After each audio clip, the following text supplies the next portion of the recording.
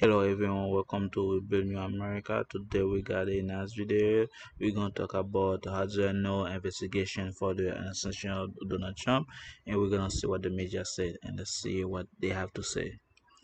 Lead investigator Andy Sheehan reports the resignation of Secret Service Director leaves the congressional investigation in limbo.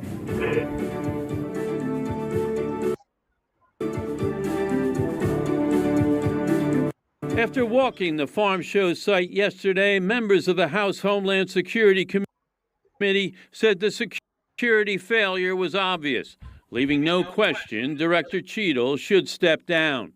She must resign immediately for the good of the country and for the good of the department that she serves, the Secret Service. Behind me, back over here where those red roofs are, that's where the stage was set up. That's where the president was giving his speech from. Committee members climbed up on the roof from which gunman Thomas Crook shot and wounded the former president. Today in D.C., they said it should have been staffed by counter snipers and chastised Cheadle for saying the sniper team was stationed inside the building because the sloped roof posed a safety hazard. All you had to do is look around. There's the greatest threat right there. It's 100 yards away. It's elevated, direct line of fire to the president. I stood on that roof. No problem standing on that roof. And yes, I am. So basically, it just kind of say that I saw the threat and I saw he's gonna be doing some action, but since we don't care really, and then since against our objective and our point, so we're gonna let this guy slide to see what he can do, and then we're gonna make excuses for it so to happen. So if he get it correctly, it'll be a win-win for us. One, he gonna get killed during the process, so there is no evidence that was working with anybody, so there's no trace. Two, gonna take out our worst opponent, which is Trump. So basically, since the Republican, so you're gonna unsecure our election.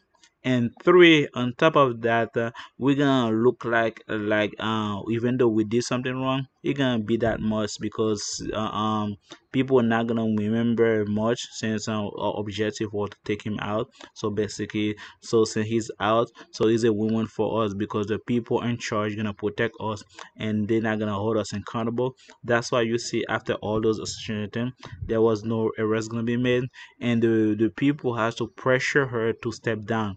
But if it was Trump was doing that, you will see the media gonna be saying like, oh, he's corrupted and such, what kind of president he is, and so on and so forth. But during the Biden term, you see how they slightly put it down as nothing burger, because their agenda was to put Trump down and then to finish the election the rest, so Biden or Kamala can put the narrative to be elected as the second term to be as president, which is why they need pressure much to get But since the she idea. announced her resignation, Cheadle was not on hand to testify today, leaving other questions unanswered. Representative Carlos Jimenez wanted to know why former President Trump was allowed to take the stage when the sniper team spotted Crooks 20 minutes before and identified him as suspicious. But PA State Police Colonel Christopher Paris could not provide those answers. Was that relayed to the Secret Service? I believe that it was. And was that relayed to the Secret Service, the team that surrounds the president himself? I can't answer that. Well, if it wasn't, that's another big mess up. And I can tell you, this is just one of a bunch of mess ups that I've seen.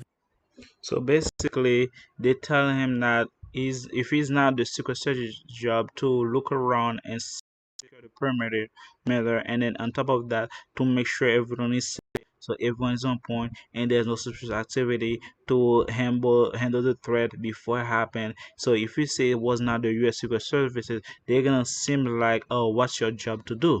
If you're not able to protect any threat that's coming in before the threat even occur, so you're able to handle that threat. So if you say it's not your job, so which job is the police? The police and the army or the sniper, they have the resources and the call to go whatever they do. And I think it's kind of shame because we're in America.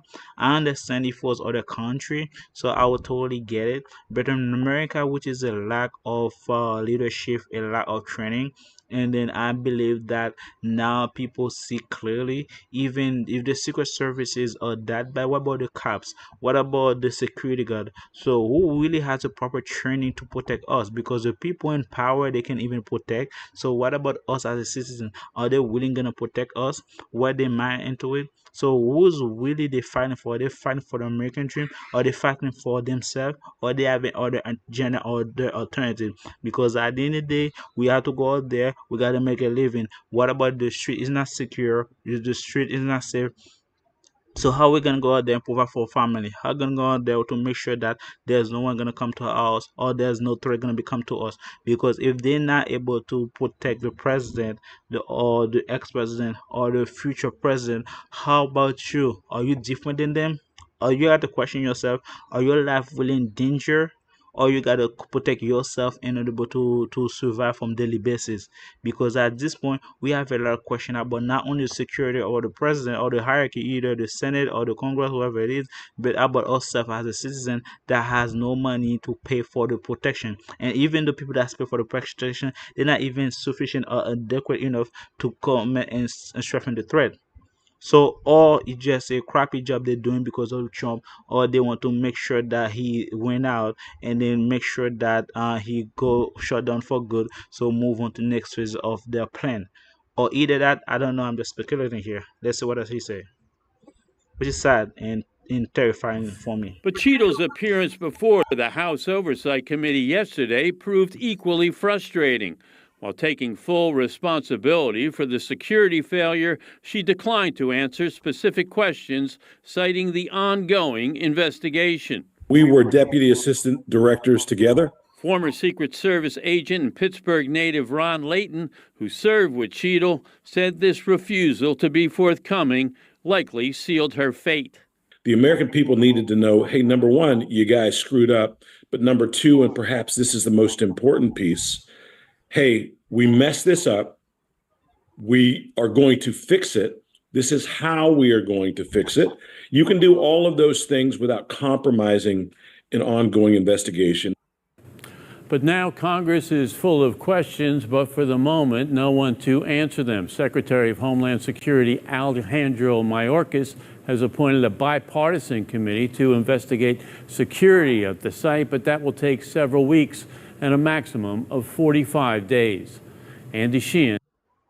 So basically, they're telling me that, well, we found out that there's no threat really valid for us to invest in so much action. So we're gonna take 40 days for us to come with a radical answer, because regardless of what we say, what we do, no one's gonna hold us accountable, because we got the Congress, we got the Senate, and we got the president that supported us. So basically, we're gonna take our time as possible because the election is on the corner, which is the BS that American is fed up or tired of, because they think they are above the law and everything they do they just can put under the rug, and there's no retaliation, there's nothing. Or even if the population try to fight back, they're gonna put the martial law, and then it's a lose situation for the American people, because now they become very threat to the nation. So basically, this is what they're trying to do. They have the evidence, they see his bad, they're trying to hide the evidence, try to protect themselves, so from now holding accountable. On top of that, to keep going on as nothing happened for the previous like they were trying to assassinate, but low key the action. But still, after Trump, after 8 years, remember, after 8 years they still going after Trump. So basically, now they're trying to call out the situation. It's time for American to wake up. It's time for American to know what's going on, because if you're not waking up right now before it's too late, I don't know what else. And as a people who love the country, as a patriot, I'll tell you to advise you to hold together, and then a good fight. And like I said, it's gonna be very interesting. Pray for America, because at the end of the day, we want change, but the change is gonna be hard for. It's gonna be very. You gotta put skin into it. Go out there and vote your choice. Express your voice. Don't believe whatever is going on and whatever they say, because they have the urge to make you fear, to make you now you're not secure, to make you feel like he's the bad guy. But at the end of the day, remember, you passed 4 years the inflation's rise up, you can afford food, rent, and then you have a lot of diversity. People are confused, and the narrative right now is for survival. And people are dying on the street, people are dying on the job, people are tired of this nonsense. And pray for me, and I pray for you. If you like my video, thumbs up, subscribe, next one.